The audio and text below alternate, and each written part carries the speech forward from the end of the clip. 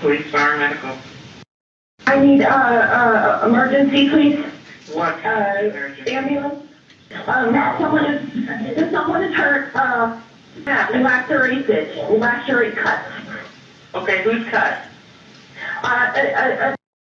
Who is this? It's a teenager. Okay, male or female? It's a girl or a boy. I think it's a girl. They have a major cut to their neck. Do you know what happened? I don't know. My husband heard someone screaming, and then we came outside. Ma'am, do you know if this person was assaulted? I don't know. We just came outside. They have a major wound to their neck, and they're struggling to breathe. Are they awake? I don't think they're even responsive at this point. Is she breathing? I don't see any breath. Yes, breathing. Okay. She is breathing, you think? Yes, but struggling. Ma'am, is the blood spurting or pouring out? No, it's all over the ground.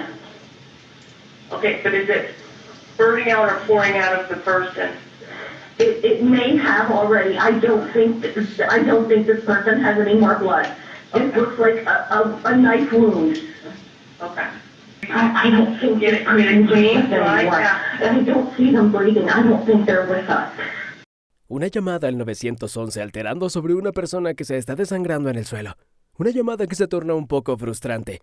Una mujer que suplica por una ambulancia y una operadora que se dedica a hacer preguntas rutinarias para asegurarse que la llamada no sea una broma, o para saber si en verdad se necesita una ambulancia.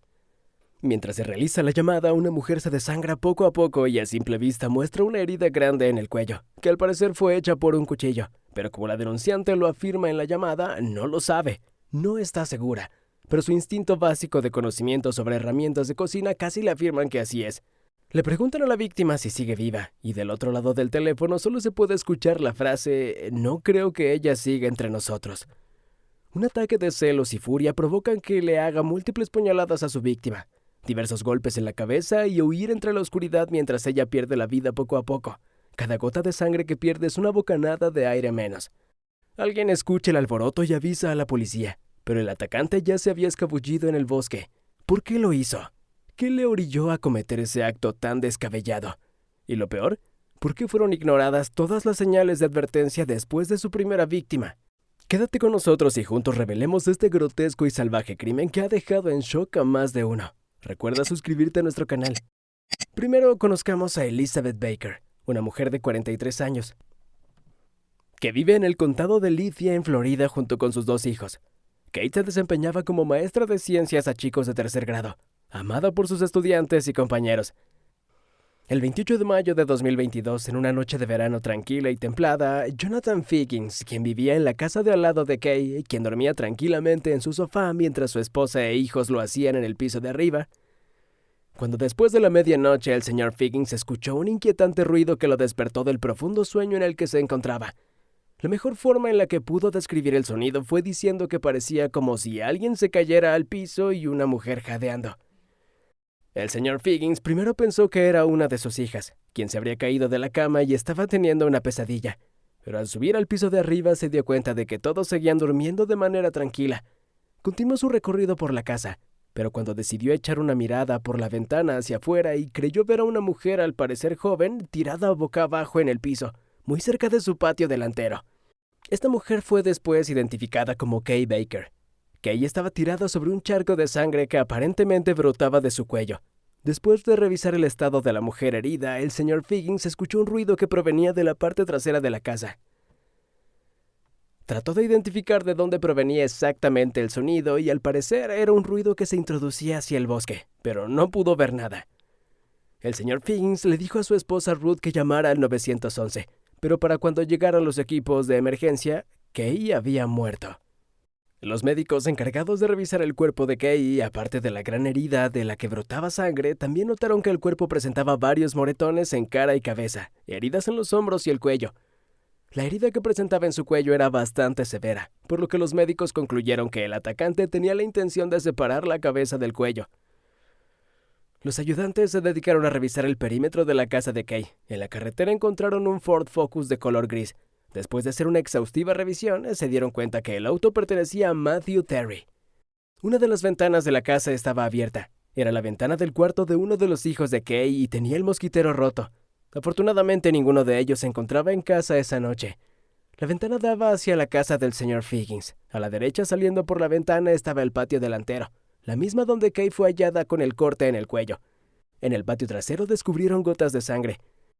Los oficiales hicieron una rápida revisión dentro de la casa de Kay.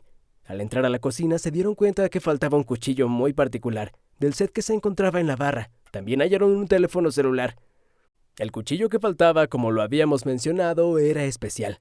Era el de los llamados cuchillo pico de pájaro, nombrado así por su forma tan peculiar en la punta. El cuchillo nunca fue localizado. Siguiendo con la revisión rápida, los oficiales se dieron cuenta que la puerta del baño tenía un daño considerable, que mostraba claramente que alguien había entrado a la fuerza. El cuarto principal también tenía indicios de que había existido algún tipo de forcejeo en la puerta y otro teléfono también estaba ahí. La puerta del cuarto de los niños, el mismo que tenía el mosquitero roto, estaba cerrada con llave por dentro, por lo que los oficiales tuvieron que forzar la cerradura para poder abrirla. No había nadie dentro de la casa. Para seguir las huellas de sangre por el bosque, los oficiales decidieron llevar perros de búsqueda. Los caninos llevaron a los oficiales hasta una parte de bosque denso, y después de una larga búsqueda, los perros llegaron hasta un área lejos del condado de Lydia. Ahí encontraron un pedazo de hierba cubierta de sangre. Sabiendo que el atacante podría estar cerca, los oficiales decidieron traer a otro tipo de perros. Ahora utilizarían el equipo de pastores belga, entrenados para perseguir, atacar y someter criminales. Los oficiales dejaron que el nuevo equipo canino siguiera el rastro de la sangre que habían encontrado los primeros perros. Pero antes de hacerlo, los oficiales advirtieron en el espeso bosque que soltarían a los perros que estaban entrenados para atacar. De esta manera, le hacían una cordial invitación a quien estuviese escondido que sería mejor que saliera o sería atacado por cachorros dispuestos a atacarlo. Unos segundos después, los perros comenzaron a ladrar, para poco después descubrir a Matthew, escondido entre la hierba alta. Vestía solo una playera y su ropa interior, porque su ropa estaba empapada de sangre. Matthew presentaba heridas en su cuello y tenía dificultades para caminar. Después de capturarlo, la policía terminó con la persecución y Matthew fue acusado de homicidio en primer grado. El 27 de mayo es el día que marca el calendario escolar como el último, en el que las actividades de los alumnos y maestros se dan por terminadas. Para celebrar, Kay fue a un bar conocido en la localidad. Asistió con su novio de 47 años, Matthew Terry. La velada iba de lo mejor y en un momento de la velada, Kay y Matthew tuvieron que ir al baño. Kay salió primero y corrió a saludar a una de sus amigas, Kelly Andrews. Contenta de haberse encontrado a una de sus amigas, Kay hizo un pequeño baile y mientras Kay hacía ese pequeño baile feliz, un hombre desconocido para Kay o Kelly pasaba por un lado y como una pequeña burla imitó el baile de Kay. Eso cuando mucho duró 4 segundos. Esta interacción entre Kay y el extraño ocurrió justo en el momento en el que Matthew salía del baño. Matthew inmediatamente llegó a la conclusión de que Kay estaba bailando con otro hombre y se puso furioso. Después de eso, Matthew comenzó a discutir con Kay, obviamente acusándola de haber estado bailando con otro hombre. Estas acusaciones fueron escuchadas por Kelly y por otro cliente que se encontraba cerca. Matthew y Kay se fueron del bar a las 11 de la noche y llegaron a casa alrededor de las 11:30. Manejaron cerca de 90 minutos, en los que Matthew continuó con los reclamos. Kay, un poco frustrada por esto, decidió llamar a Kelly para que ella misma le dijera lo que había pasado. Kelly le dijo a Matthew que dejara de comportarse como un idiota. Después de la llamada telefónica, Kelly recibió un mensaje de Kay a las 11:56 de la noche, en el que decía lo siguiente: «LOL, una disculpa por eso. Fue una tontería. Todo está bien ahora. Dile a Matt que deje de ser un idiota o tendré que ir a pegarle en las pelotas». 30 minutos después, el señor Figgins encontró a Kay tirada en su patio desangrándose hasta morir. Los investigadores piensan que Matthew atacó a Kay mientras tenía un ataque de ira y estaba alcoholizado. También piensan que la apuñaló en varias ocasiones y la sacó del cabello hasta el patio, antes de que ella encontrara la forma de salir por la ventana. Kay no fue la primera víctima de Matthew, ya que 5 años antes del asesinato de Kay, Matthew atentó contra una mujer llamada Michelle Rogers. Matthew y Michelle se conocieron a través de una app de citas muy conocida en 2015. Los dos vivían en Michigan en esa época y Michelle compartía su vida con su hijo de 5 años. Matthew había pasado unos años en la marina, pero en el tiempo en el que conoció a Michelle trabajaba como entrenador de lucha libre. Después de salir por unos meses, Michelle decidió terminar la relación, hasta que descubrió que estaba embarazada. Así que pensando en el bebé, Michelle decidió mejorar la relación con Matthew, así que pronto se fueron a vivir juntos. Pero muy rápido Matthew mostró que era violento y hasta abusador, y esos comportamientos se agravaban cuando estaba ebrio. En una ocasión le aventó un sartén a Michelle mientras ella sostenía a su hijo. En otra ocasión, Matthew agarró al gato y lo aventó contra la pared. En las noches que se encontraba borracho, se dirigía al departamento de Michelle para gritarle desde la puerta que él sabía que se acostaba con otro hombre y le exigía que los dejara entrar.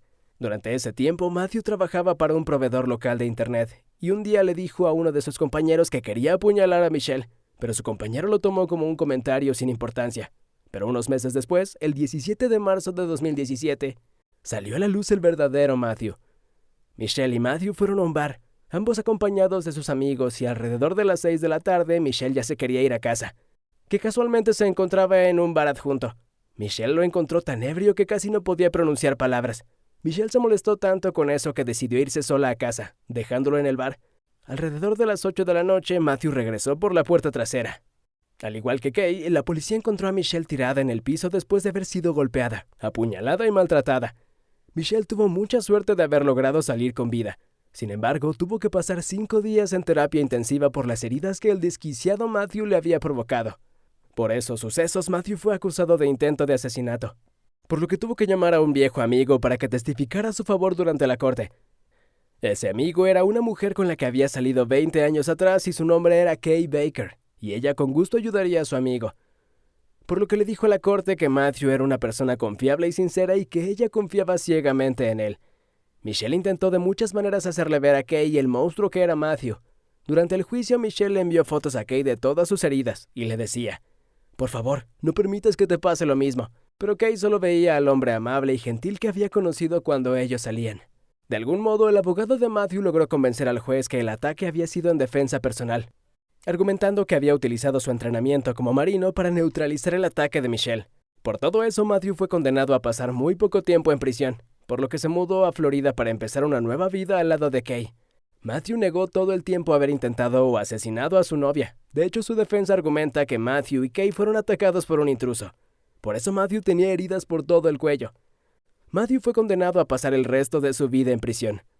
Vaya, parece que nadie sabe para quién trabaja. Hasta pronto.